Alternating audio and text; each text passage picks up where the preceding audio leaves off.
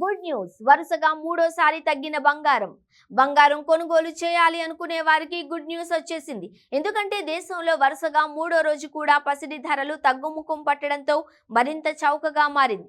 ఈ క్రమంలో ఈ రోజు ఉదయం 6 గంటల 20 నిమిషాలకు 24 క్యారెట్ల గోల్డ్ 10 గ్రాములకు 510 రూపాయలు తగ్గి 70,843కు చేరుకుంది. మరోవైపు ఇదే సమయంలో వెండి రేట్లు మాత్రం పెరిగాయి. కిలో వెండి ధర 400 రూపాయలు పెరిగి 96,300 రూపాయలకు చేరుకుంది.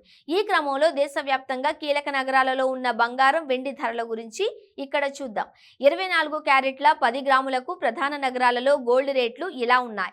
హైదరాబాద్లో 71,660 రూపాయలు, విజయవాడలో 71,660, ఢిల్లీలో 71,180, ముంబైలో 71,660, చెన్నైలో 72,320, కోల్కతాలో 71,660, బెంగళూరులో 71,660, కేరళలో 71,660, వడోదరలో 71,170 రూపాయలు.